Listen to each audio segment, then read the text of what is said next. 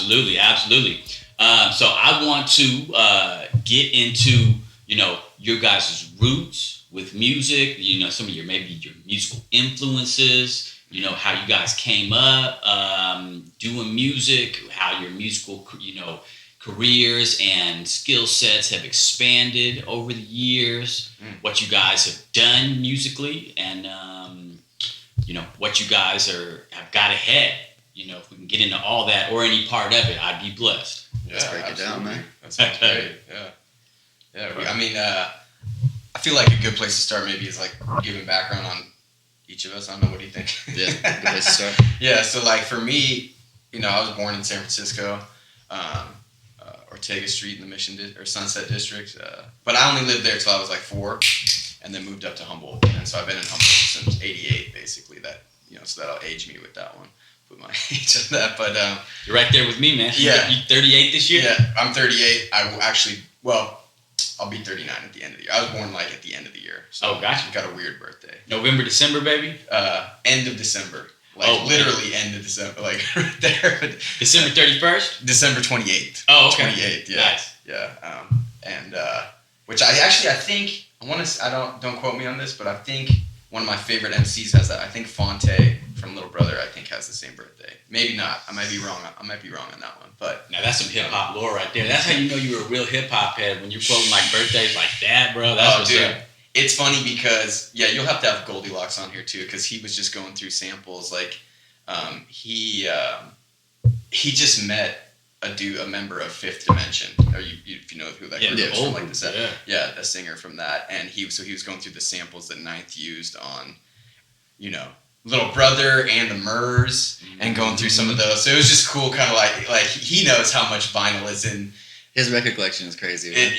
So like how going through samples and checking out stuff, and it's always funny because like he'll always bring up stuff, and I was like, what is this for? You know what I mean? And we'll go back and forth with it. But so he's been one of my biggest influences. Just I've known Goldilocks for a long time. We're both from grew up in McKinleyville, but I moved up here in the late '80s, and I've been here mostly ever since. I grew up in McKinleyville, going to Arcata.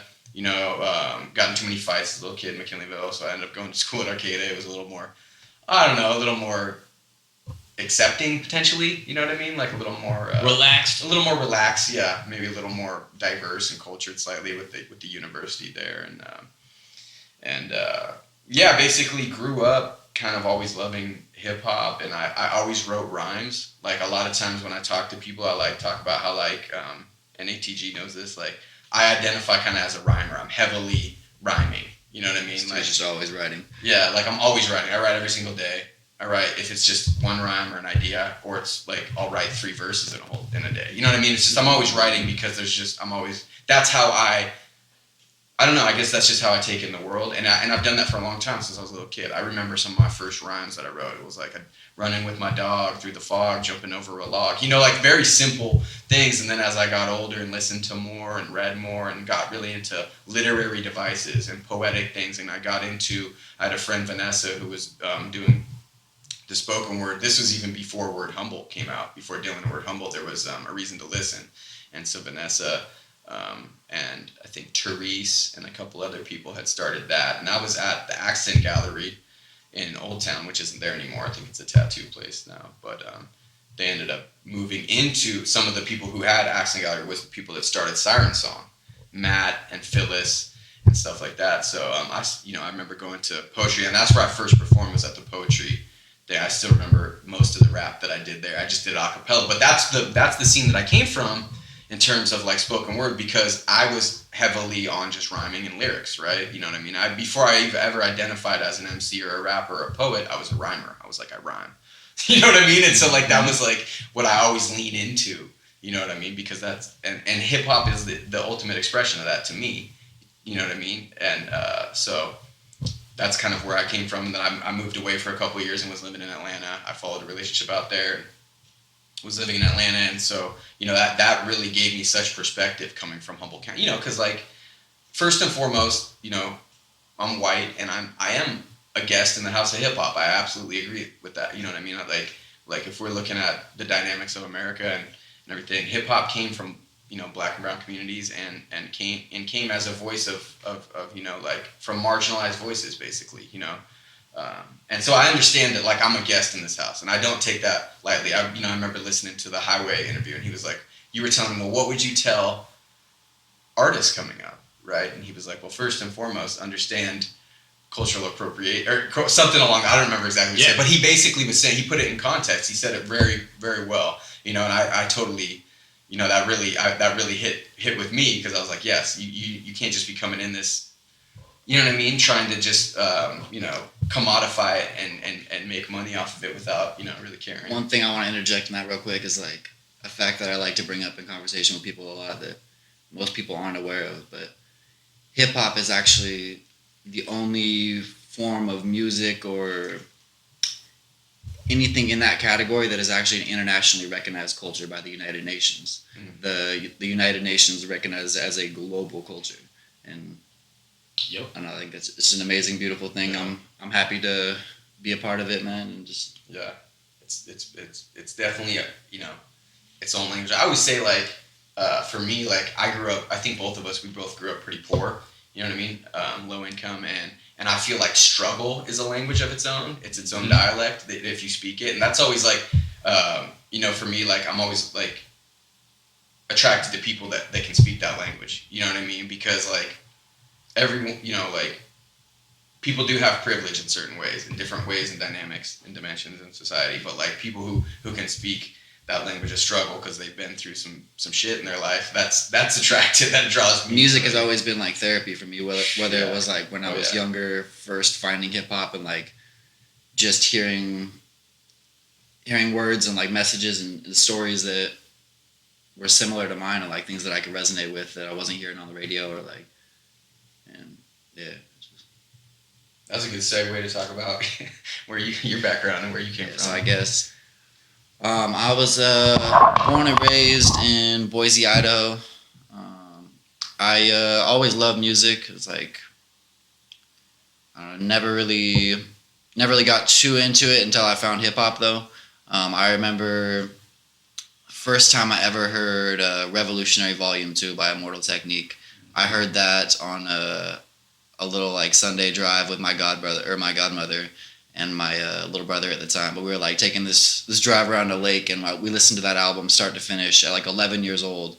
And I don't know if everybody that's listening is familiar with that album, but it's a very, very intellectual and just deep album. It kind of just blew my mind on what music could be, what music is, what the potentials were with it. And honestly, from that moment on, I really started diving more into hip-hop. I remember my my aunt, when I was younger, I was probably in, like, 6th grade at the time. I would go over to my dad's house during the summer because I lived in the outskirts city of Boise called Nampa, but my dad lived in Boise, and I would go over there every weekend pretty much, and I had this little 28 CD case back then, little zip up one. Oh yeah. And my uncle and my aunt at their house, they had, like, the fat 4x4 stacks of, like, 60, 70 CDs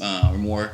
They had, like, 4 or 5 of these fat CD cases full of just classic hip hop albums. So during summer times, I would literally every day I would skate over there.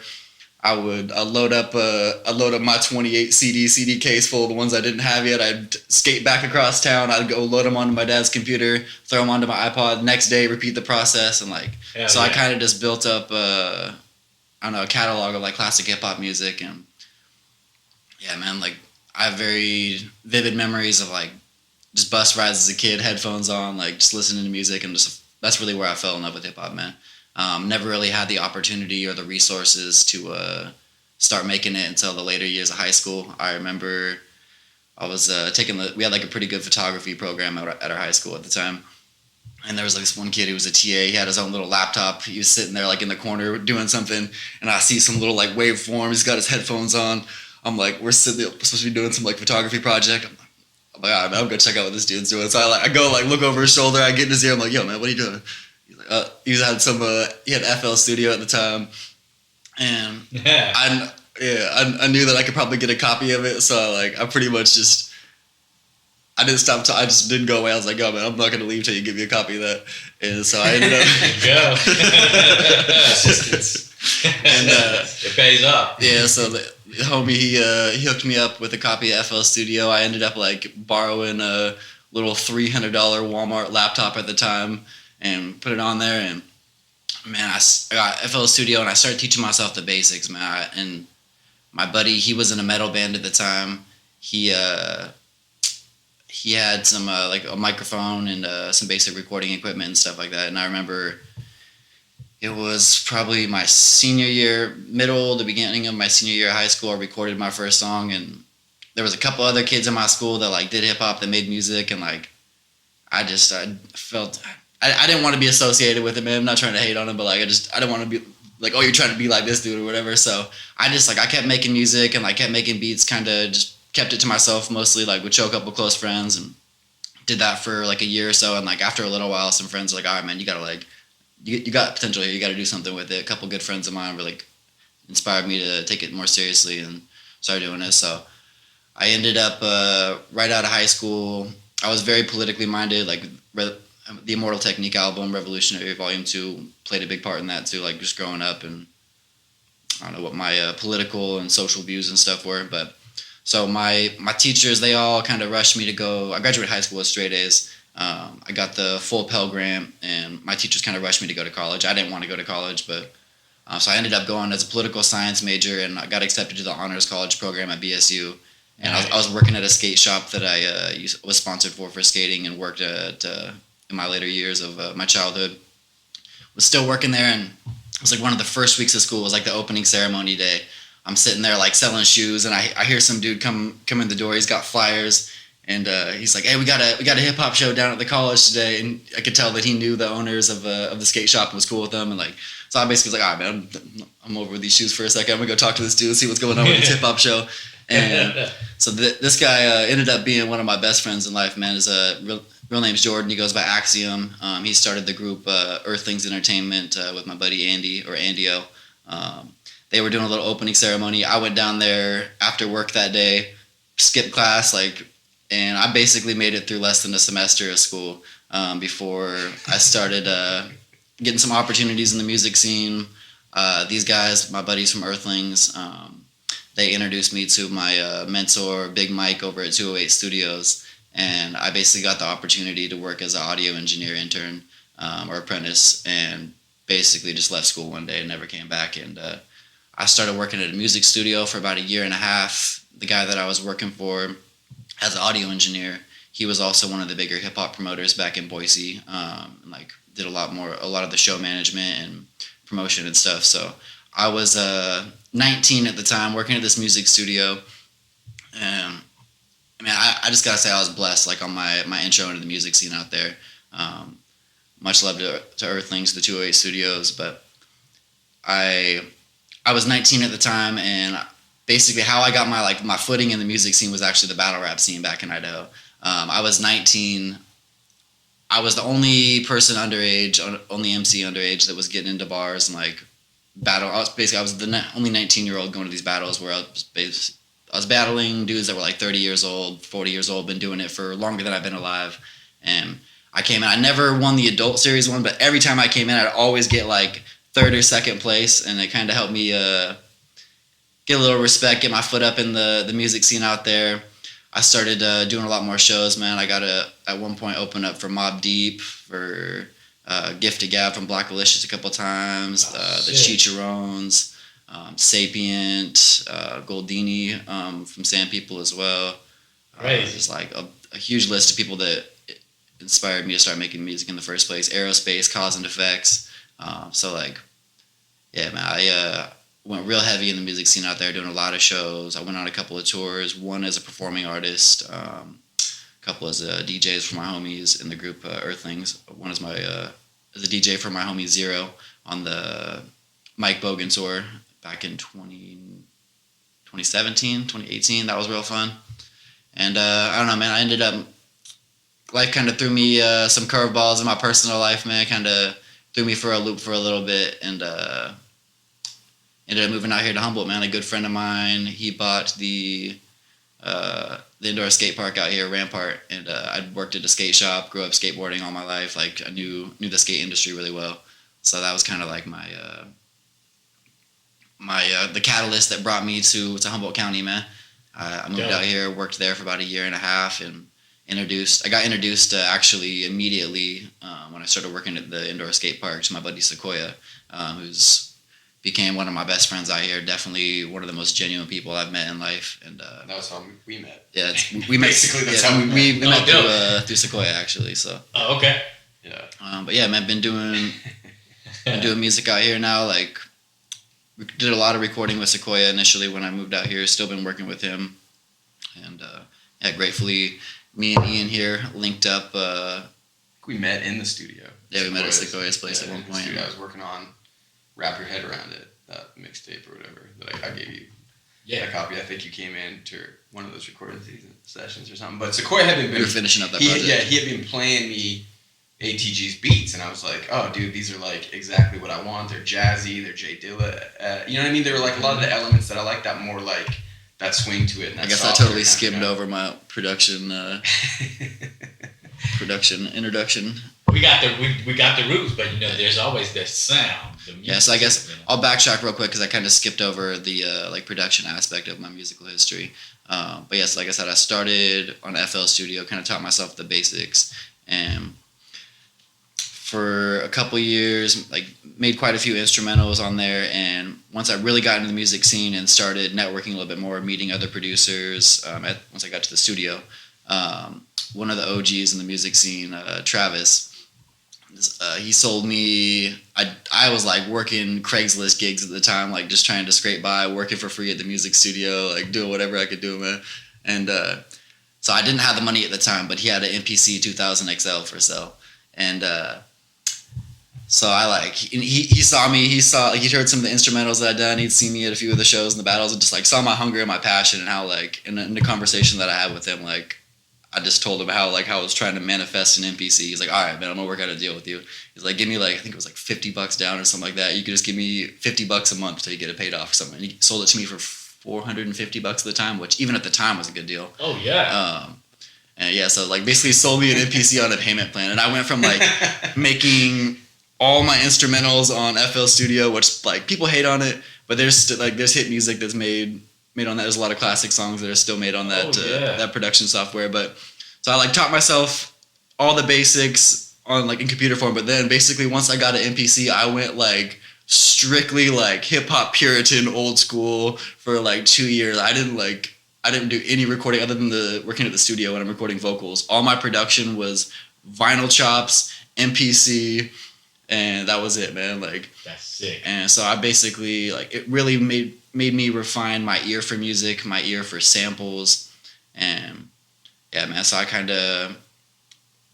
got noticed a little bit for my my production style as well. My biggest influences when I first started was definitely like East Coast hip hop, and just that like grimy East Coast boom bap style. So that was really where my production was at for the first couple of years. And I started selling instrumentals for a little bit. I got up to like $100 instrumental at one point, and like at one point I got back in the music scene. I remember I got like a bidding war on a couple of instrumentals, man, and like I don't know, it's just been a blessing so far to be able to make any sort of income or money off of my music, even if it's not paying the bills fully, you know. Like, it's been a blessing, man. Yeah, that's dope. At what point did you guys start? So we first met when, I don't want to go like too deep into it, but we first met basically I was like dealing with some legal troubles, man. Real quick story. I got like given, so this was like probably 2 years after I moved out here, man. I got given some lace cannabis on the plaza, and yeah, man. So it was like, I don't know what it was laced with, but probably like some angel dust or some PCP from people that I talked to and like had similar experiences. But got in an altercation and ended up like pulling out a knife in self-defense and caught a felony for a little bit, man. So I was fighting that court case when I first met this guy, and shortly after that, I took a plea deal for a county year. So I was in there for 6 months, and we had talked about before I went in making music. And basically, once I got out, like when I was in there, man, I was like, music was the one thing that kept me going, that kept me sane. We're talking about Sequoia, actually. Sequoia, that's my homie. He was there like the day of my sentencing. He took like my money for me, put it on my books. But one thing, man, I gotta shout him out and give him love.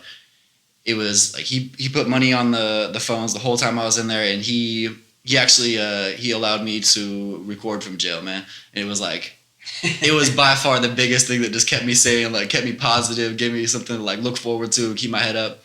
But basically, like every 2 weeks, man, like I would call him up. He'd have the phone on speaker with the microphone already going, like in the studio and everything. And while I was in there, we recorded like 4 or 5 tracks. One of them made the outro of actually the first song that we did together.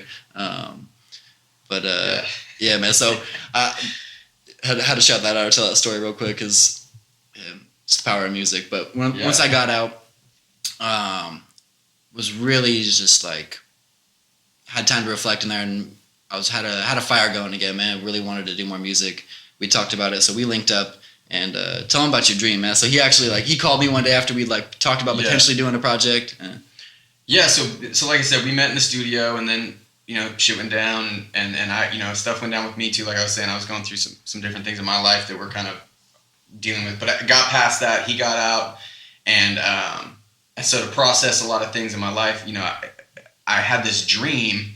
I've been playing with this like rhyme of like, oh, on the Lost Coast Cosmos, going down potholed pot roads, da da da, with pot smoke and nostrils, or something like that. And I've been playing with this rhyme for a long time, but then I had this dream of like a Lost Coast Cosmos and making a project of that and making it all like cosmically themed. And so we were juxtapositioning, or like kind of paralleling, I guess, your macro view of the universe with your micro view of living on the Lost Coast, and trying to like have all these themes that like made sense conceptually in every track with what was going on with that. So you could kind of like parallel these two different perspectives. And I woke up out of this dream, and I immediately like texted him, because I was like, I know what I want with this, and I know like the sound that I want. I was like, and ATG has the beats and sound that I wanted. I was like, and I kind of, I don't know what it was. Yeah, I think the stars just aligned to stay in that cosmic thing or whatever. But I hit him up, and I was just like, real just synchronistic moments. It was very together. It was synchronicity, I think. And I hit him up, and I was like, dude, I want to do this. This is the idea. Are you down? And he was like, I'm down.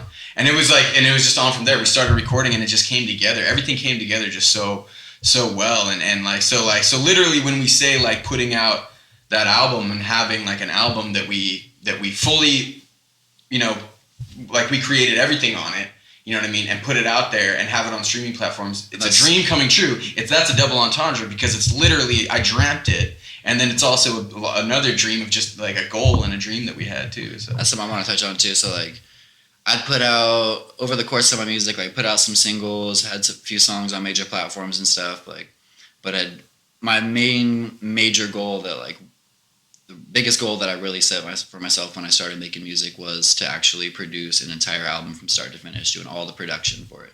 And basically, I don't know, him calling me that one day, be like, yo, I had this dream about this album, like we got to make it happen. It just like, it was like an affirmation, or like a sign that like, all right, this is the time, we gotta do this. So there was like 2 or 3 instrumentals that I'd been sitting on that I'd made probably, we were just talking about it when I got here. I've been making music or producing for close to 11 years now. And there was like a couple instrumentals that I made probably 8-9 years ago, like when I was still in high school, living in my grandma's house, like making beats on her computer. And there was like 2, Red Giant, the one that we put out a music video for, that was one of those instrumentals, man. So there was like just a few of them that I've been holding on to for years, like just waiting for the right project, the right time.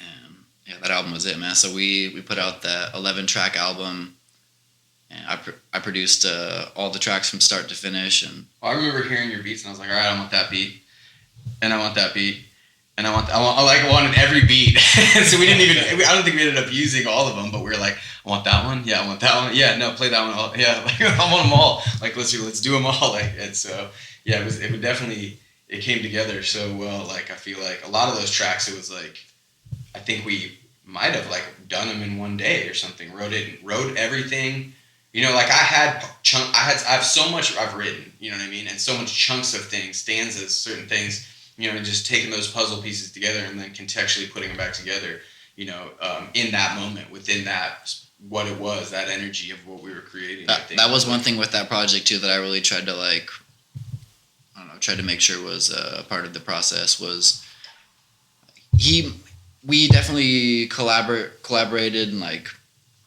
both contributed conceptually, but he came up with a lot of like the actual like ideas for the songs, but a big part of the writing process for this one was actually like sitting down in person with the instrumental, like you said, writing, then there, getting it all down, and then recording it all in the same process while the energy's there and the vibe's right, and like, and I think because like I said, like that comes through a little bit in the recording. Like I lean into my rhyming a lot, and you know, ATG will lean a lot into, like, he's a lot more has a musical ear for things. You know what I mean? And so connecting those two things, like he'd be working on the hook, and I'd be like, what about this? And so we would, like, a lot of the hooks we kind of built. I mean, you did some of them more singing type styles, but a lot of we wrote them together, a line for, like, we would just line to line, you know what I mean? Bar for bar kind of thing. Yeah, putting it together. I was like, oh no, what about this? And then we'd, like, through an editing process, a collaborative editing process. But it was really fun because it was like, we were in the moment of it. It wasn't like I went back and then like edited, you know what I mean, and then came back, like, you know what I mean, like, and some of that was too, like, I was listening to the beats at home. Okay, like, this is what I'm feeling. This is what I'm feeling. You know what I mean? But and man, the one thing I want to say about that album too is like we really, at least for me too, like one of the biggest things that I wanted to accomplish with that album is having it really be a representation, honestly, of my time in Humboldt County. We live out here, man. There's the cannabis industry out here. There's a lot of the rappers that it can be easy to overglorify the cannabis industry, and so I don't know. We really just tried to, I don't know, like I said, just try to encapsulate our life and our experience here, man, as honestly as possible without being cliche about it, man. And like, and just try to produce something original and honest, man. Yeah, I feel like, and sometimes this doesn't work, but I feel like my approach is always like, I don't want to be like anyone else. You know what I mean? Like, and sometimes that doesn't work. Sometimes I get kind of abstract and just kind of throwing like a very like abstract painting, you know, like I'm throwing these collages together and trying to create it because I'm like I said, I lean into the rhyming, but I like it to be more abstract or more like what I imagine as being poetic, and just being, because I don't want to be like, because I feel like a lot of times like I said, like, you know, I moved to Atlanta for a while and I was rapping with people out there, and coming back here, I feel like a lot of people just end up being formulaic. You know what I mean? Like, they get into it for like the reason of like trying to be famous or something. You know what I mean? Of this idea of like when you bring capitalism and money into it, and then I feel like that on a level like ruins things. I don't know. I don't think it's just like I feel like the general, you should have a fine line. It's a fine line because you should. You know, I listened to that interview with Lord Finesse and Tala because I listen to People's Party like all the time too, and he and Lord Finesse said some incredible things in that interview. But one thing he said was like putting a purpose to your passion, which is great alliteration. Purpose to your passion. You know, alliteration is probably the literary device I use the most. Assonance and consonants and those different forms of alliteration, but. That really made me think, and he was like, yeah, you know, like my passion was music, and so that was the purpose to it, and it was like, he's like, I realized that fine line. But another thing for me too is like what really drew me to hip hop in the first place was the ability in hip hop more than any other genre to like actually say something thought provoking, or you have like so much room to say. You have room to say so much in such little amount of time compared to any other genre of music. And what really drew me to hip hop, like I was saying in the first place, was listening to music that actually like got me thinking, like would make those light bulbs go off in your head, you know, and like whether or not like I always I aim to make music that inspires others to think, man, or at least just I don't ever want to come across my music like I have the answers, because I don't. We're all trying to figure it out, man. But I hope to make music that makes people ask questions and think, man. And like, that's what's up. Yeah, I love that. Another like a big thing that I hope came through with that album when you listen is really like just trying to be the light that you want to see in the world too. Like I was, during the time that we were making this music, I was still on felony probation. I was working a night shift job over at Tony's. I was working like 40 hours plus a week. I was working on the side like another 20 hours a week. So I'm working like 60 hours a week.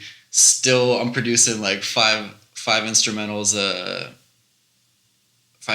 week at that point. We're doing regular recording sessions. We had the most. It was like the most like ramshackle way that we put like we recorded that like, like in a tiny little trailer like fifth wheel that he was living in, and we like we built our own like plastic thing to hold the I don't know, plastic like, pop filter. Yeah, like, and it was just like it was very like organic how we put it together. It was very like it just and I hope it comes through and the same way that you did ATG talks about that with like wanting to be that light, wanting to inspire people. I feel like I try to do that with rhymes, but just making them think about words differently. Making them think like that's what I always want to do, because my favorite people who rhyme, like, how did you rhyme that? Or how did that work? You know what I mean? Like I remember did you ever see I think it was a BET Cypher, but it had Erykah Badu, and she rhymed Erica with circle or something. And Erica, like how did you do that? But it sounded, anything she does is amazing. Obviously she is like,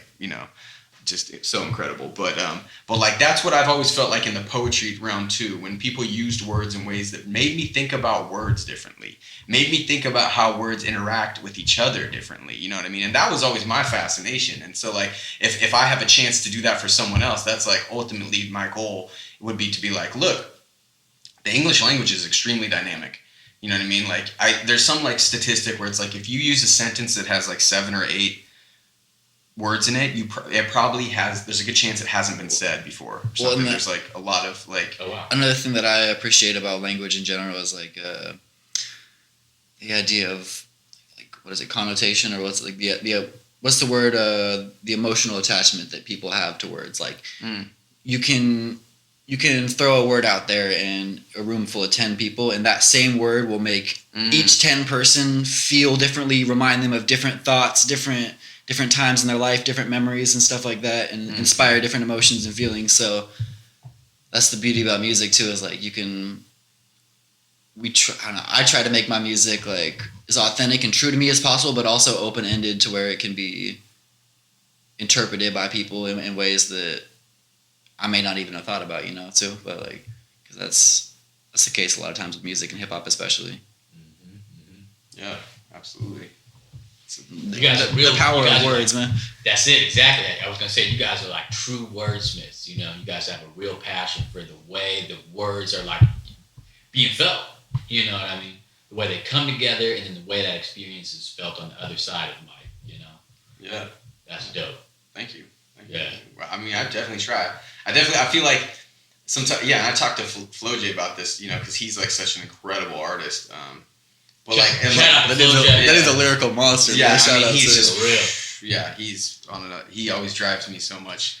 Probably the most talented freestyle artist I've ever seen in my life. Ever seen, probably. You know what I mean? Just like, for real. But like, I was like talking about like, I was like, I was like, like I feel like every syllable is important, not just every word, but I'm editing every syllable. I want every, so I'm changing whatever it is to make every syllable matter. And Flo J was like, oh yeah, I know. Like, I was like, of course you know, of course you know, like, and so like, yeah, but yeah, that's another shout out, Flo J. He's definitely such a huge inspiration, motivation, just been a really great person in general in my life.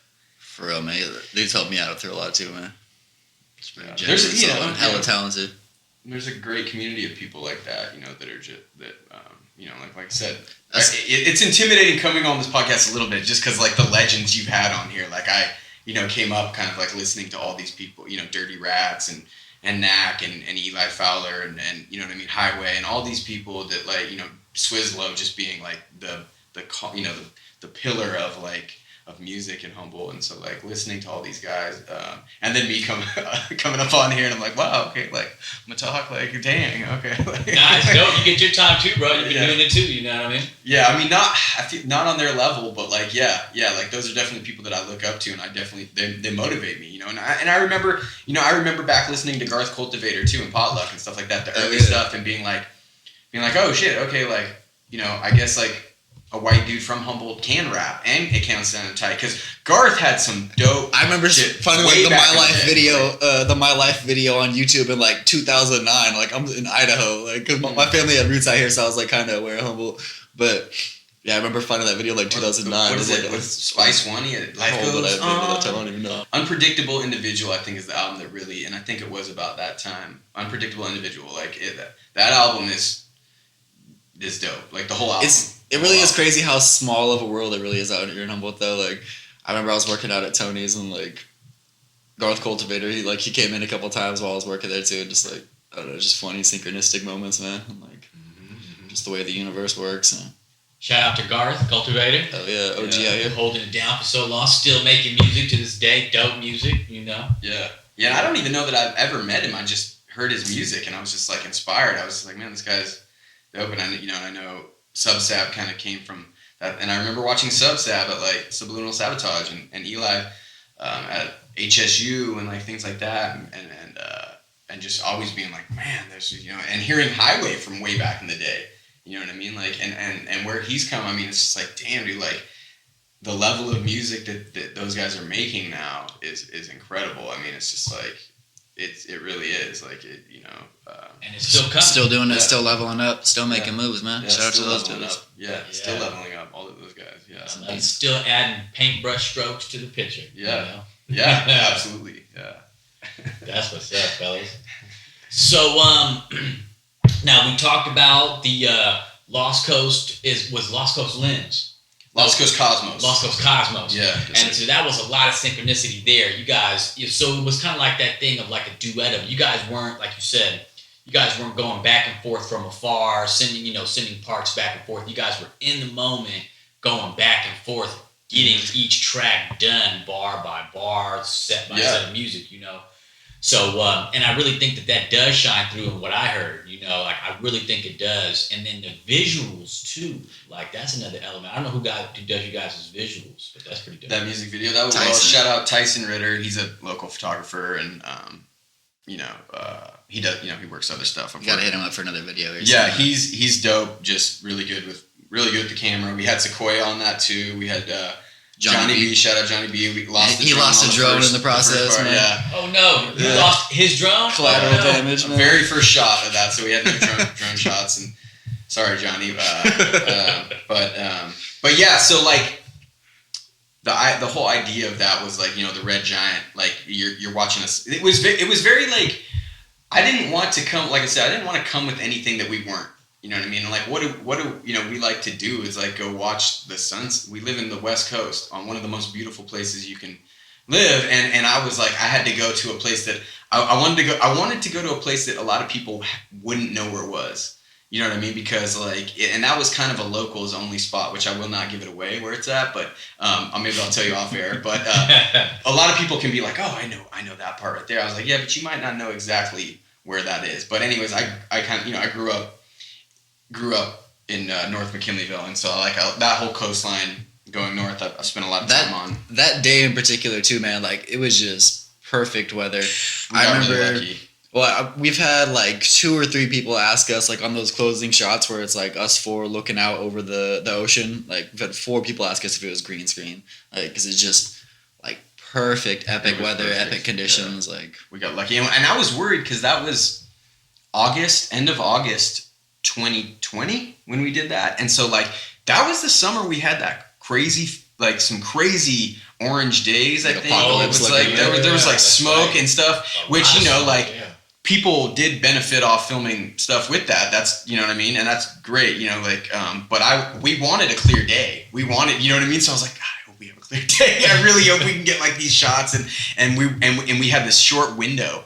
We had never done a music video before, so we had this short window where we were trying to put it together because we were trying to lead it into the sunset and then catching that golden hour around the sunset. And you know what I mean? I think I was rolling up like 2-3 hours of sleep that day too because I knew we couldn't miss the weather that day, and I was like working the night shifts the night before. Yeah, and we brought in some people, brought in a couple like friends who were like HSU dance majors, and so that the dance moves in that are very like they're not typical dance moves. Nas. Yeah. Nas and Emma, yeah, shout out them. And then like I said, Sequoia too was a part of that, and it was just really fun. It was really fun. It was exciting. It was something, you know what I mean? Like I think for both of us that was a goal too. Was like we wanted to get a music video out there. You know, it's just being an artist and trying to conceptualize it. Like thinking about it as like something like, it's so crazy to think about it. It was like a dream.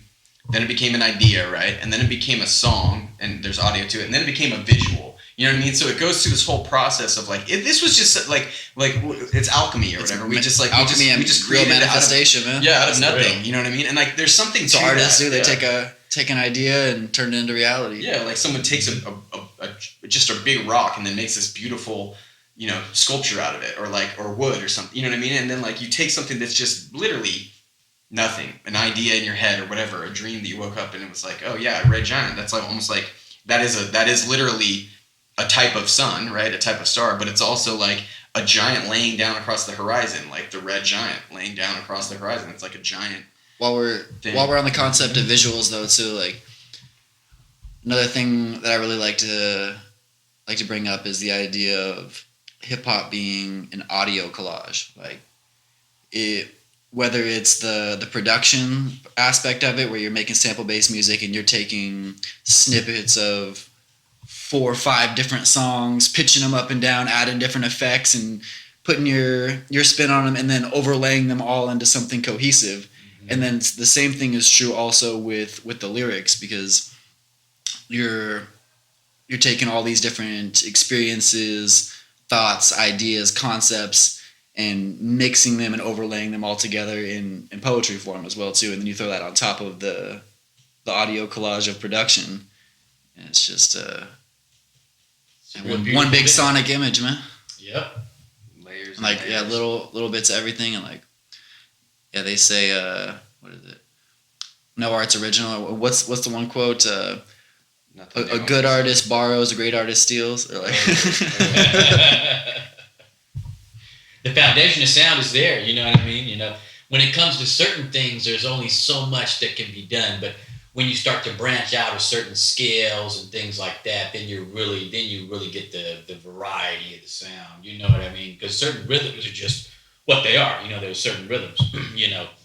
But like adding the layers like you're talking about, then you really start to paint something that's really special and unique, you know. And you guys have done that. I'm really stoked to hear about what you guys have next coming for the people. Yeah. So like I was saying, I have a solo project I'm trying to finish up. That's really kind of like the idea is like kind of really poetry oriented, and so I was trying to do as minimal instrumentation as possible. But it ended up like, oh, let's just add some more. You know, like shout out Zach Stone with the saxophone and singing, and so like. Been working a lot with him, and I'm going to continue to make some more stuff. We've got some stuff in the works too. But in terms of this album, you know, I go by Rough Ian as my rap name. My name's Ian, but I go by Rough Ian, and I always have to like quantify, or you know, like I always have to like qualify that, because like I don't have like a rough style. I don't have a deep voice. I don't have like a, you know what I mean? Like I have a very like soft poetry style. So it's like I always say that like. You know, I go by Ruffian because, like, when life gets rough, that's when I write rhymes. You know, when you're going through your roughest times is when you have rough rhymes or whatever. You know, when I rhyme, you know, and so, like, so my next solo project is called, like, Rough Round Edges. So it's a play on rough around the edges, but it's, like, it's a juxtaposition of being rough and smooth or whatever, you know, and it's a juxtaposition of stuff in my life, you know, like my father being an alcoholic and drinking himself to death, but I still like to drink sometimes. You know what I mean? Like, so there's like a juxtaposition of like trying to conceptualize being an adult and understanding, you know, how you can move forward in meaningful ways, you know, and find a real, like, you know, good meaning and purpose in your life without being destructive and toxic. You know what I mean? And I think we all walk that balance, trying to find that balance, you know, but there's a lot of that. And so I'm working on that. I'm almost done with that. I got a couple tracks on that I'm really happy with. I'm probably going to do a music video on 1 or 2 of them. Dope. Maybe a lyric video or something. You know, I've been shout out Mongo, the artist. He has Defiant Creative. Shout out him, and so I'm probably going to work with him a little bit on some visuals too. But got that, and that's all with Sequoia. You know, like we've mentioned many. You know, like that's the dude who's he's kind of a pillar for us and our crew, like Sequoia has his own studio, and he's just so into creating. And he's shout out to him for doing the I don't know if anybody's mentioned this on your podcast yet, but shout out to Sequoia for doing the weekly Cypher events, man. The Inside Cypher, down at the under the bridge in Eureka. Yeah. He's really a huge support for the hip hop scene out here, and community in general. I mean, he's literally built houses for the homeless. He's done. He has really tried. He doesn't just talk the talk. You know what I mean? And a lot of people aren't like that. He is unapologetically himself in whatever situation. You know what I mean? That's why I love the dude. He's he's an amazing guy. And he's helped me elevate me as an artist. If there's one thing I can say is I've always improved. You know what I mean? I think people, a lot of people come to me man, I saw you. I remember, trying to rap at Fatbol Cypher's way back, and I was just so timid on the mic, and I just couldn't really, couldn't get it off. And now I've definitely advanced myself, improved myself, and I'm not trying to brag or anything like that. I'm not. Definitely not that type of a rapper. Just acknowledge it. Yeah, but everybody aims to be constantly improving. Yeah, constantly improving the art form and constantly working at it as an artist. I think a lot of people are oh, well, I want to make it as a rapper, and it's well, work on rapping, work on your content, work on expanding yourself as a human being, so your knowledge and what you look at, your perspective on the life, and how you can make something so dynamic that it has playback value. You know what I mean? Something that you don't just want to listen to once because it's a simple message. You want to have the whole double entendre thing, and having multiple meanings, and have like you're saying with connotation, how you can say one word and 10 different people can have a different emotional response to that word, or be triggered in a certain way to that. You know what I mean? And so that is the beauty of it. Just being able to create and be an artist. I feel so blessed to have found what I love. I think a lot of people go through their life and don't find something that they love, like that. Just to honestly have inspiration. We live in have something that gives you inspiration or keeps you motivated and keeps you going is just a beautiful thing, man. We live in a world in a society, especially here in America, where it's just most people are just so stuck in the rat race and just getting by day to day, week to week. Most people don't even have the time or energy to be inspired or have that spark, that's something even as an artist, I still struggle with, man. Trying to maintain inspiration and even when the times get hard or think life's not going exactly how you want it to, want you to actually channel that and turn it into something beautiful or into something relatable,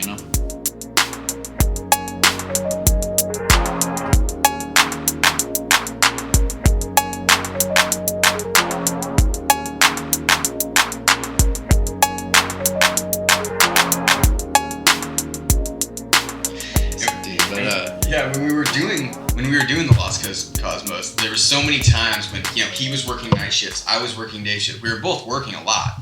You know what I mean? And so to find time to to do it, we really had to push each other. You know what I mean? It was okay, no, we're doing it. I'm too tired. You're too tired. Whatever. We'll come and have a session. You know what I mean? And so talking about the future, we are working on another Lost Coast Cosmos. We've been starting with playing with ideas. I think the interesting thing about making another album, it's just it can't be forced. You know what I mean? It has to come. It has to come out of it things. And so we have some concepts that we've been talking about and working on it. But we're both also working on other stuff too. You know what I mean? And so I got instrumentals I'm sitting on for days. Before we put out the Lost Coast Cosmos project, I put out my first full instrumental tape, which titled Life's a Trip Volume 1. I titled it Volume 1 to make sure that I put out a Volume 2 or a follow-up project. So that's what's up. I've been going through the MPC and finding some instrumentals that I haven't done anything with yet that are cohesive. And with that first one, one thing I want to touch on too is shout out to producers like Jay Dilla, man. He in particular was one of the artists that would be able to take samples and in particular the vocals and samples and chop them up and rearrange them in ways that make the words of the song say different things than what they originally were. So with that Volume 1 of Life's a Trip Volume 1, I tried to with all the vocals in that tape to kind of like tell a story or like have it kind of mirror that time period of my life with what the samples are saying in there as far as vocals go. But I got instrumentals for a follow-up tape for that one coming out. I was just linking up with Sequoia yesterday. I'm going to put out a little EP here in the near future, probably like a little 5 to 7 track project. Recent stuff I've been working on. I'm really excited. I just recently actually did a cover of Just the Two of Us. I think it was a Grover Washington song originally, but me and Sequoia did the instrumental. My buddy Raw is about to lay down some guitar over shout that. out Raw, cause and that's what I'm about to transition into. I also have a huge amount of instrumentals built up with my buddy Raw, and I want to shout him out because we haven't shouted him out yet. He's my buddy Raw, Rakib Lewis. He's one of the most talented guitar players I've ever seen or met in my life, let alone like seen. Like, this dude is one of the most talented people in the area or on the planet when it comes to playing guitar. But we have about 15 tracks together right now, as far as like instrumentals go, that need vocals for. So that's going to be a project dropping here in the next year or so. Help you out with that. Yeah, I got a few verses for that. Those actually may end up being the instrumentals for Lost Coast Cosmos too. So yeah, man, we definitely got music in the works right now. I'm sitting on 30 to 40 instrumentals right now that are worth putting out. So we got things cooking, man. Dope. That's what's up. Just trying to I don't know, man, just ride the waves of life, man. Keep the inspiration flowing, and yeah, man, just keep going with it. One more shout out before we forget, Foundation. Yes, indeed. If you want. Yeah, so on the Lost Coast Cosmos, man, we were blessed. A good family friend of my godmother. She is a big person in the hip hop promotion scene down in the Bay, and she linked us up with a dude named Foundation. Shout out to him. By far, probably the most talented audio engineer I've been blessed to work with. He, among a large resume of or things on his resume, he does a lot of immerses, mixing and mastering. So the entire Lost Coast Cosmos album was mixed by him, and that played a huge part in the overall quality of that album. Like, it was amazing. Like I said, I worked at a music studio as an audio engineer, and I'm pretty confident in my pre-mix and like my mix game. Like, it's pretty good. It's decent. But we sent him the audio, the difference in what he gave us versus the audio we gave him is like, it's incredible. He took the super lo-fi, gritty style that I was doing at that time and polished it up into radio ready material. So definitely shout out to Foundation. Yeah. Definitely probably the most talented engineer I've been blessed to work with, and hope to work with him on more stuff in the future. Yeah, definitely. That's what's up. He'll be mixing the next album for sure. Nice. That goes back to a point I was talking to the Dirty Rats about, is that mixing serves such a crucial point in the source chain, the whole signal flow, like if you're mixing, that was one of the big things for me is, I'm just a hobbyist level producer, you know what I mean? But I was been making beats for, like maybe about 5-6 years or something. And it was only in the last year to where I was able to actually make something that I was comfortable having anybody even listen to. Yeah. And that was because I got Isotope Ozone, or Isotope Ozone, yeah. And without that, my mixes were just horrible. Well, that's one thing I guess I want to touch on too, is with music and my production style, texture is so important in music. Well, I guess in all art in general, but in music especially, just your mixing and effects choices that you make it adds such a huge dynamic effect to your music, man. And that's one of the big things I tried to emphasize with that this last project. Basically everything, almost all those instrumentals were created on the MPC, and then I had the MPC 2000 XL. Then I also had the SP 404SX, and then the SP 303. And majority of those instrumentals, I would solo out all the audio and then run run the soloed out tracks through 2 different effects simultaneously on the 2 different SPs, and like be changing the dynamics of the effects on the fly and like dynamically throughout the mix. Oh, that's to like dialing in exactly the sound you want. well, yeah, and like also to give it variation and like change throughout, because that's like one thing with music. Like I have such a hard time listening to music if the drums are like just so robotic and like repetitive and on a grid. Like it just I don't know what it is, man. If I hear some like, it's not it. Like I don't hate on electronic music in general, because there's some really dope electronic music. But when you hear like this, the freaking like just the robot drums, man, I can't do it. So yeah, that's a big thing with my production style that I've been working on in the past like 3-4 years in particular too. Is actually doing no quantizing, which is these days like it is pretty rare, man. Like, yeah.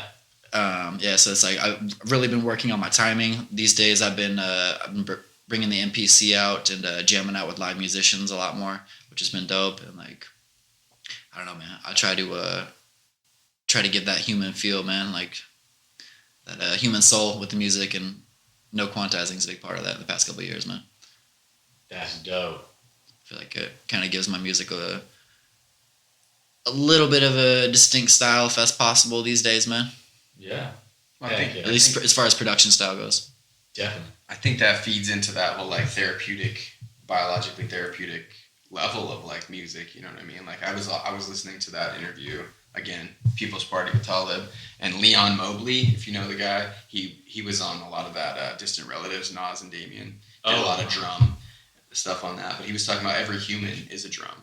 You know what I mean? Your heartbeat is a beat. You know what I mean? And so I was like, wow, that hits different when you hear that, when you really hear that, and like you think about that, like you putting in something that isn't, you're not putting it into the, you know, you're putting in your swing to the beat or whatever, to the drum line and stuff. And so there is something that you can feel, and I think people can feel that, you know. Well, that's the thing. Like even about getting like, I don't know, too nerdy on music here. Like you take the best drummer in the world, you record them playing drums, like it is never going to be perfectly on time to a grid. Like that's just it's human nature. None of us are perfect. We're never exactly on point. Like no matter who you are, and that's what gives music that soul, that human feel, man. It's like in a lot of digital music these days, that soul is missing, man. It's like I don't know. These days it feels like people are doing a little more, like adding quantizing and stuff, and like,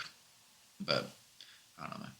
They've taken it to another level with the, you know, digital audio workstations nowadays. You know, you can quantize, you know, your input, and then you can add a swing to it to make it feel a little less robotic, but it's still a robot doing the swing. You know what I mean? So it's never that real human, you know, there's nothing like what a human can create, you know? That's the thing, even with the MPC, like most people that have the MPCs, the older ones in particular, they have like a very distinct, like the algorithm or the programming they use inside the machine to create the swing has like a very distinct sound. And like a lot of 90s and early 2000s hip hop, like that swing style and that sound is very, very prevalent because of how widely used the MPCs were. But it's like, it's producers like Jay Dilla, Exile, those two in particular are the ones that come to mind that like do a lot of no quantizing, man. Just that real raw, gritty human art form, man. Mm-hmm. That's why Dilla's so timeless, man. Man, definitely one of my biggest inspirations, and rest in peace, man. The GOAT. Yep. Yeah. I feel the same, man. He's all over my studio, man. Man. So you guys got solo projects coming. You guys got the next group project coming between the both of you. What else you guys have on the horizon? Anything other than music? Anything you guys got cooking on that front? Whatever other front? Yeah, no. Yeah, I mean, I was gonna mention real quick how, you know, I sent you that video about the one of the leading neuropsychologists for like youth for early trauma. Is Bruce Perry. This guy Bruce Perry is like has a lot of stuff out there. You can YouTube him or Google him. But I do youth mentoring sometimes, and I also do like in the past I've done this Boys to Men group, which Vanessa, who ran the poetry thing, she works for Humboldt Independent Practice, and so she goes into schools and has these like kind of like boys empowerment and a girls empowerment group, kind of like giving mentoring advice. And so I've gone to and talked at schools for that. One of them I went with met up with Attribute. I don't know if you know who. Yeah. You should definitely have Attribute on here. He's another. Shout out to Attribute. Yeah, shout out Attribute. Dope hip hop artist and just all around awesome person. But yeah, I recently went and did this ACEs training, which adverse childhood experiences. I think the lady who's the California Surgeon General, Nadine Burke Harris or something. She came up here last year and did a big talk about it, because she was studying that. But it's basically, you have these things happen. Everyone has it through all demographics, right? You have an ACE score, and so like a lot of it is, can be linked to poverty or drug use or whatever. There's environmental ones. There's all these different things, but what it can do, it can change like how your brain interacts. So you say like, if you're in the woods, she gave a really good example, and I'm just going to try and go through it real quick. If you're in the woods and you run into a bear, so your brain starts letting out adrenaline and cortisol. You start breathing heavy. You figure out, do I need to fight? Do I need to flight? Do I need to run away? She's like, well, what if that bear comes home every night? You know what I mean? So you're talking about an adaptive version of your brain developing to be very adaptive, or will it be maladaptive? So now this part of your brain that thinks it's a threat is overworked, because every night you have a drunk dad coming home. He might pull his gun out, or a mom who's on drugs or whatever. And Humboldt County has twice the state average for ACE scores. And so there's a lot of kids with this. But one thing that they talked about later on in this presentation that really, listening to a lot of that was kind of triggering. Like I said, I grew up poor, had whatever, going on. But I got to a point in that presentation where they were talking about how you can, an intervention or a way to, like, if a child is dysregulated, what you can do is use rhythmic poetry or hip hop, which is like rapping and movement. And you get through that, it helps to regulate, because there's a natural regulation with nurturing, with a timing, like how you'd nurture an infant or how things like that. And so rap and hip hop in general, they were talking about it being biologically therapeutic. Oh, music's always like growing up for me, like so, always been an escape. And and so I was like, damn, I'm in. And, but I noticed that with a lot of times when I go, like when I went and I spoke at the juvenile hall a little bit or whatever, like trying to connect with kids or reach kids, I think rapping and poetry, rhythmic poetry, and doing that's such a way to connect back to other generations, you know what I mean? And that was something that I used, as therapy for myself, man. Like just in the world, like if I got dumped, my heart's broke, I'm gonna write a bunch of love songs. You know what I mean? Or if I'm pissed off, I'm gonna write a bunch of angry songs or whatever. You know what I mean? Like it processed the world in a very constructive way. It's a coping mechanism that you're not out harming anyone. You're not harming your own body. You're expressing yourself and you're putting it out through things. And that's the beautiful thing about it, like that I find. Yeah. Helping people find that outlet and like the ability to channel that into something positive. Yeah. And then create something that other people can look at and be like, oh, okay. That's a way that I could deal with it too, or find your own way. I'm not saying everybody has to do that. There's a ton of different art forms. There's a ton of different activities. You could do weightlifting. You can, you can vent, like you could do a lot of, you could do anything you want really, but hip hop has always been that. I know I always go back to this quote that I think Goldilocks told me, and it was like, I think Grandmaster Caz said it. He was like, hip hop invented nothing, but reinvented everything. And so it's such an all-consuming art form, because you take in everything else and use it through that, how we sample everything, or how, And I always say, like, I try to go, like I said, I identify as a rhymer. I really try to focus on that, like, poetry, rhyming side, and almost like folk music, the way that I try to approach it, Like, I try to, like, like talk about like that, talk about class issues a lot, and the work. Hip hop is kind of like folkish in that aspect, where it is like a reflection of society, the times, the things going on. I'm like, yep. It can be, yeah. I think that my favorite parts of it are, definitely. Like my favorite parts are the people talking about that, like talking, what is really going on? I don't give a fuck about you. You know what I mean? Like, I guess sometimes I want to hear the club anthems of like, driving, the Bugatti and stuff like that. There is moments where I want that, but most of the time I like hearing really like dope poetry about like real life. That's what I really like.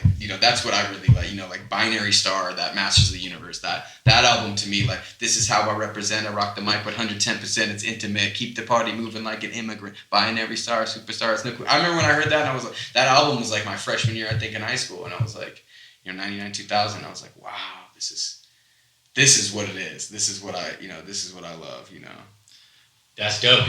I mean, speaking of inspiring music like that, ATG got, put on with the Immortal Technique. He's definitely speaking, massive amount of knowledge, Oh, yeah, man. Like I said, just being exposed to Immortal Technique in particular, like... Peruvian production. Yeah, that's like... I don't know, man. Like, I remember... So I was exposed to that album at like 11 years old, and like... So my memory is kind of weird. It's like... names, dates, times, those kind of things, just like in one ear out the other. My brain doesn't retain it. But song lyrics, man, like they just, if I like really resonate with the music, like I'll memorize a whole song. Like, and in particular, the Revolutionary Volume 2 album, there was like so many references that I heard. Like, I listened to that album pretty heavily after that point. I started like looking it up and going back and re-listening through it. And within a very short period of time, I had pretty much that whole album memorized.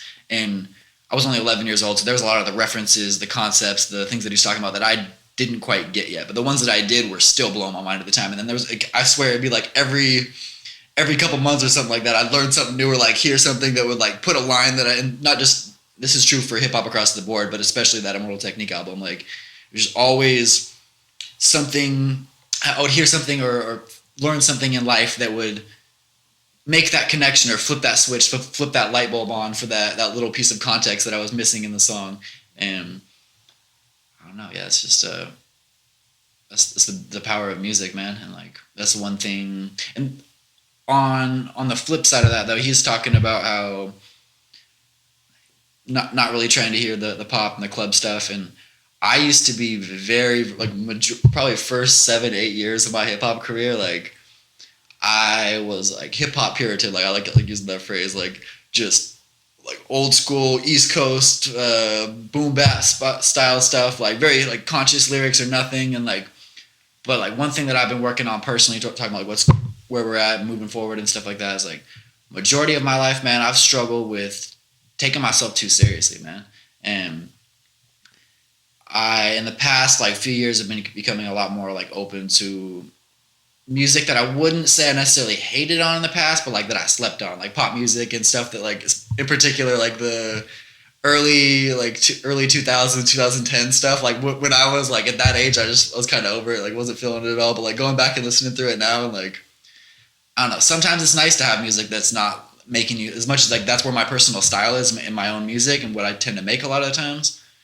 Sometimes it's nice to have music that isn't making you think super hard about politics and social issues and stuff like that too. Sometimes it's nice to have music that just talking about dancing and letting loose and having a good time too. Yeah. So that's something that I've been working on, like trying to integrate more into my own music, but also just into my own life lately, man. It's like, I don't know, taking things, you got to be focused, got to be motivated, got to be somewhat serious in life, but you also got to be present. You got to enjoy the moment. You got to just try to have that peace of mind, man. And that's something that I'm really working on right now moving forward, is just trying to be in a good place in life, man, and enjoy the process as much as possible and manifest those blessings, man. It's going to come through in the music. Mm-hmm. That's another thing too, man, the power of manifestation in music. Like over the time period of 10 years of making music now, like I've put out some different projects, recorded a lot of different singles and solos, and like, man, the power of writing something down is huge. Whether or not you actually record that and even put it into music, but just the power of writing things down.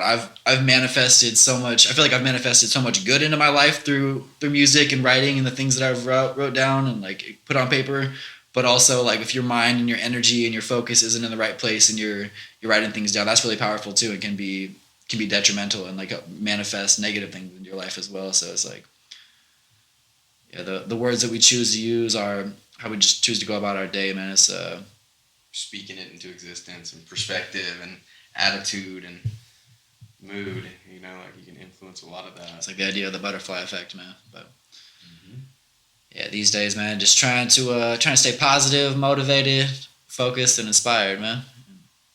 stay moving towards goals. I'm like my personal life. I'm trying to get into my first property of some sort in the next year or two. So that's what's up. That's I've been getting back to doing construction and trade work again. And just trying to find that balance of music and career. And that's another thing too, is like, I don't know, the first like 5 years of making music, I like, especially once I started selling instrumentals, which I mentioned too, like it's a fine line, like trying to make a career out of art and then also just doing art for the sake of doing it, for the enjoyment and the peace of mind that it brings too, is like, it's a fine line. And these days I'm more just trying to do art for the sake of enjoying it, for the sake of the therapy of it, but also inspiring others and not necessarily trying to make a career out of it, man. But I'm never turning down any opportunities either, you know. If any money's on the table, then hey, you know, yeah.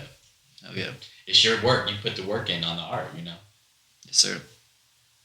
Yeah, I think looking forward, I think I'd like to get back into performing more. I mean, I know Absolutely. that Same here. before COVID hit, we were, you know, I say we as like our crew, like ATG, you know, Flo, Goldilocks, a lot of like people that we work with, like we were performing I remember regularly. we got to do, shout out to Knack one. He gave us the opportunity to do our first show together at the Goat. It was like right before COVID hit, man. It was like probably less than a month before things started getting shut down. Is awesome. Man, like that was one thing that moment, and like being able to do that show, and like, yeah, just that experience, man, was like something that kind of really helped light the fire and keep it lit during that time period, and like gave us something to look forward to. And he's always been kind of like a role model for me, like looking at him as like, because I remember years ago, I never even knew who he was, but he opened for like all these dope artists, you know, and he was always just out rapping. But like beyond that, it was how he carried himself, you know what I mean? Like he was not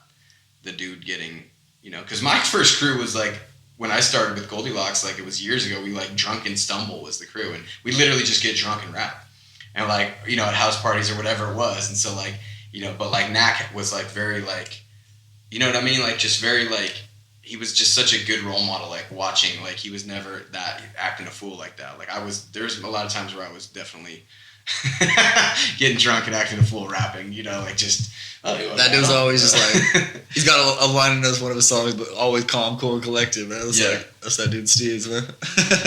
Yeah. and he's supported us a lot, like been super supportive, like just been like, you know, like I said, put us on that show, and just has always been like such a dope.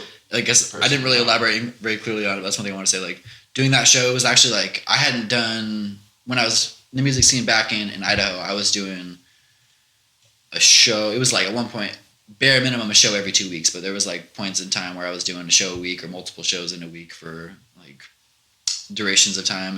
But once I moved out to here, I wouldn't say I guess like best metaphor is like kind of put music on the back burner. Was still doing it, was still creating, but it was really just my focus and energy was elsewhere once I first moved out here, and I didn't really do any shows until getting together, starting this project with Ian and not giving us a chance. And that was really the first show I think I'd actually done out here in Humboldt County, even though I'd done quite a few shows back in Idaho. I think we did a little bit with Goldilocks, just doing some, I don't know, I can't remember. There was a lot of improv stuff with Goldilocks, you know, doing vinyl and then just hopping up there, and Flo J particularly, like, but I can't remember, but I know we jumped on there a few times, or I did, and then maybe got you up there a little bit, a couple times, but yeah, there was some fun. In terms of like us performing like our rehearsed, when we rehearsed our sets, yeah, we did like a couple of those. I think one of them was at the Fatbol store. We got to start tapping in with the promoters though, and like start opening up for shows out here, man. Like,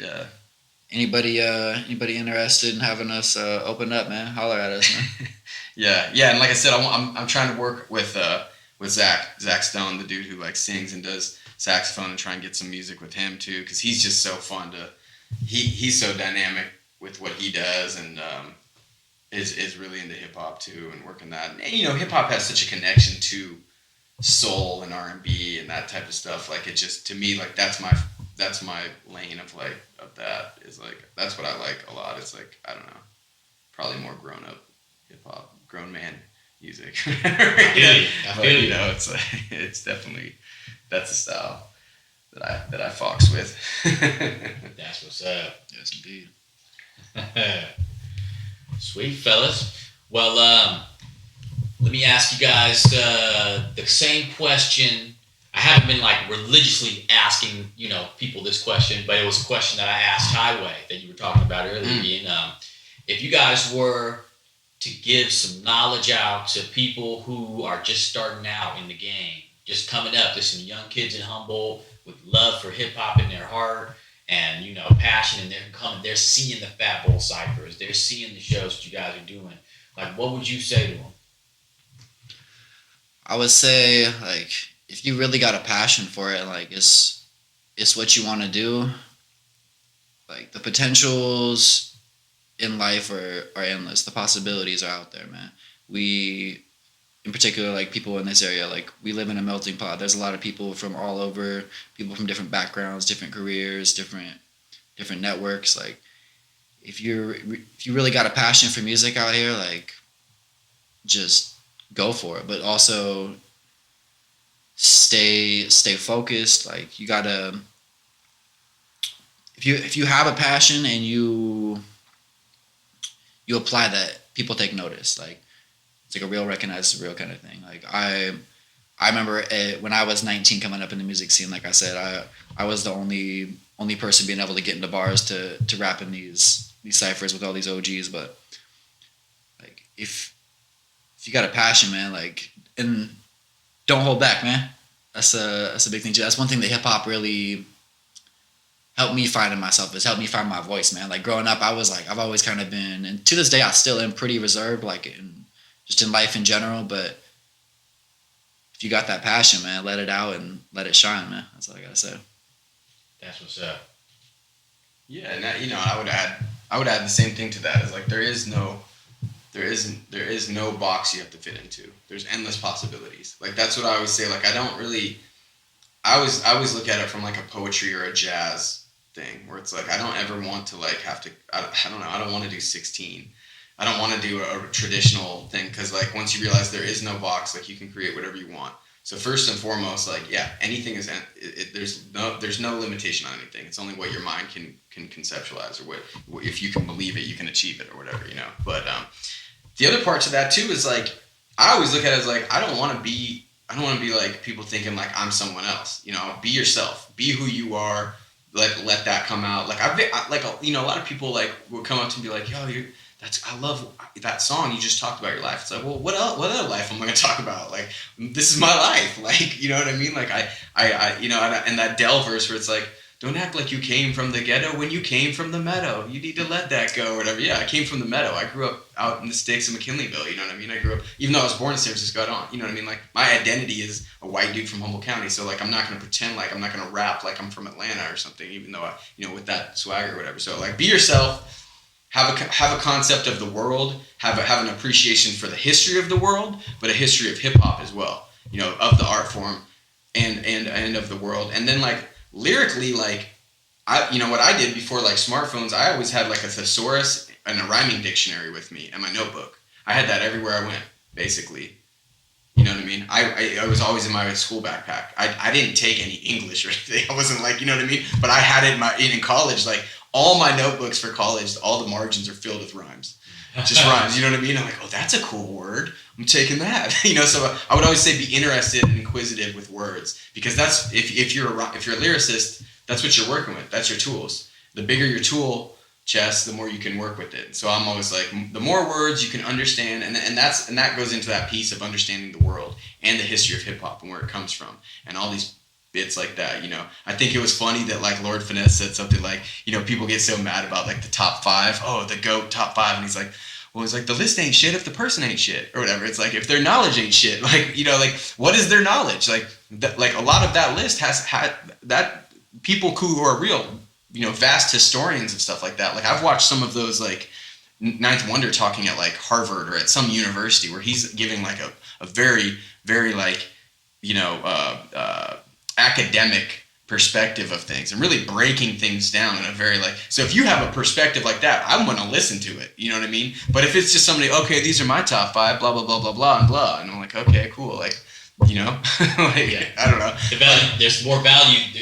it's in the person who's making that list. You know what I mean? Yeah. Exactly. And that goes back to like having knowledge of the history of things and of the world, and on a better sense, like understand what's going on in the world. Understand, I loved that Assad's interview. He had such a great thing, like so many gems were dropped in that interview that I was like, wow.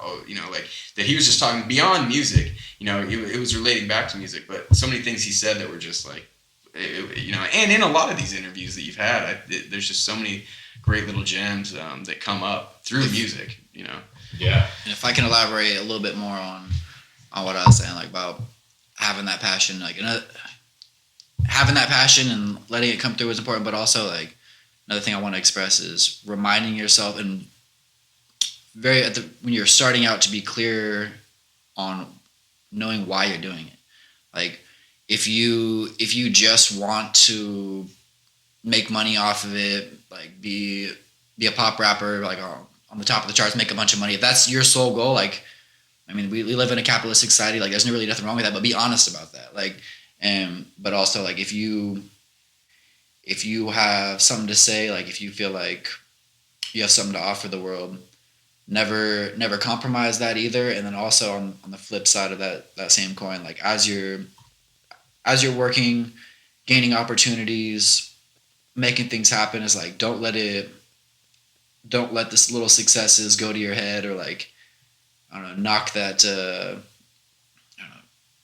ambition or that hustle that you have going. Like, if anything, in your process, take those wins as as fuel for the fire, but yeah, just remain a student of the game, and like realize that no matter where you're at in life, in your career, there's always something to learn.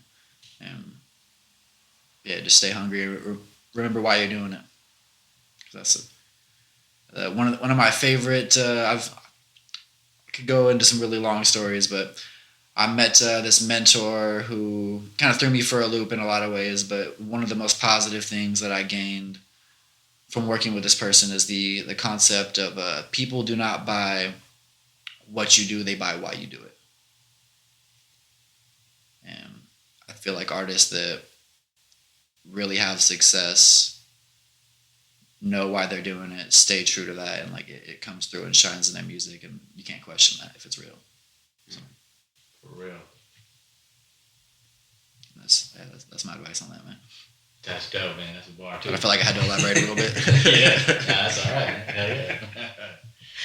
Well, thanks, fellas. I really appreciate this. I just wanted to give a shout out to you guys for spending your time this afternoon recording this with me. I'm going to put this out on the internet so that way the community can listen to it. Shout out to any other artists that are out there in the community. If I could give one more shout out to, I mentioned the group that I work with, Earthlings, back home, but I didn't shout out all the members. It originally started out as me, ATG, my buddy Axiom, my buddy Andio. Those two were the founding members. But I also got to give a huge shout out to my homie Zero and my homie Clev Speech back home. Like, man, those dudes, they helped me so much on my process and my come up in music, man. And I wouldn't be here and wouldn't have the memories and just wouldn't have had all the great times that I've had leading up to now without them. So can't leave those guys out, man. Shout out Zero, shout out Clev, Andio, Axiom. Love y'all, man. That's what's up. Shout out to the people, the creatives in the industry that give themselves to not just their work, whether that's music, but also give themselves to other people and show other people the way and pave that path and, drop that knowledge. That's so crucial for the game. And actually, real quick, if anybody wants to hear the music from that group, we started making music like 9 years ago. We had our main goal was to put out a full album as a group, and it took 9 years, 2 of us moving to different states, but last year we put out an album. It's only out on SoundCloud, I believe, right now, but it's called It's About Time by Earthlings Entertainment. And if y'all are interested in checking that out, give it a listen, man. That's my homies right there. That's what's up. And I produced a couple tracks on there and spit some bars as well, man. Hell yeah, I gotta check that one out tonight. I'll send you a link, bro. Thank you. Well, thanks, fellas. I appreciate it. Appreciate you, man. Thank you very much. Absolutely. I just wanted to say, this podcast is going to keep going. I'm going to be blessed to get you guys on again, whether it's before you guys drop some next projects or afterwards or just whatever point, you guys are welcome back on this podcast anytime. I appreciate you, man. This is refreshing, man. I was like, I've been kind of a little funked the past couple of days, man. So this, I was like, I woke up in a little bit of weird mood, a little hungover, but yeah, this is very refreshing, and I appreciate you, brother, for real. Yeah, thank you. Absolutely. Back at you guys. Thanks, fellas. Yeah.